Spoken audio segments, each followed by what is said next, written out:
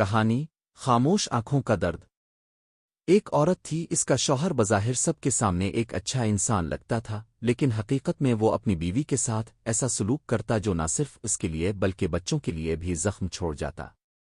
اکثر وہ اپنے حق کے نام پر بیوی کو بچوں کے سامنے مجبور کرتا، حالانکہ یہ حق پیار، عزت اور پردے کے ساتھ ادا ہونا چاہیے تھا، مگر اس نے حلال کو بھی گناہ جیسا بنا دیا۔ بیوی کی خاموشی ہر روز چیختی تھی، لیکن وہ بچوں کے معصوم چہروں کو دیکھ کر سب سہ لیتی۔ بچے ڈرتے تھے، ان کی آنکھوں میں سوال ہوتا کہ ابو کیوں امی کو تکلیف دیتے ہیں، مگر زبان پر خاموشی تھی۔ وقت گزرتا گیا اور بیوی نے اپنی آنکھوں کے آنسو چھپاتے ہوئے ایک دن فیصلہ کر لیا کہ وہ اپنے بچوں کو یہ اندھیری فضا نہیں دے گی۔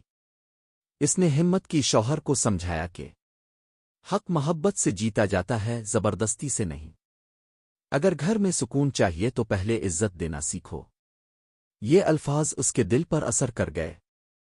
آہستہ آہستہ اس نے خود کو بدلا، بیوی کو عزت دی، بچوں کے سامنے کبھی اس کا دل نہ دکھایا، اور یوں ایک بکھرتا ہوا گھر عزت اور محبت سے دوبارہ جاڑ گیا۔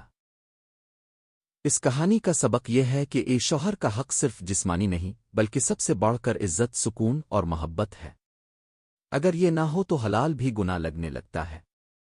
آپ کو یہ میری کہانی پسند آئی ہے تو چینل کو سبسکرائب کریں، بیل آئیکن کو پریس کر کے آل کو سلیکٹ کریں، ویڈیو کو لائک کریں، اور مزید ایسی ویڈیو چاہیے تو کمنٹ میں ضرور لکھیں، اور آپ کے ہر کمنٹ کا جواب ملے گا، اور آپ کے ہر کمنٹ کے حساب سے پھر کہانیاں بنائی جائے گی اور پہلیاں بنائی جائے گی۔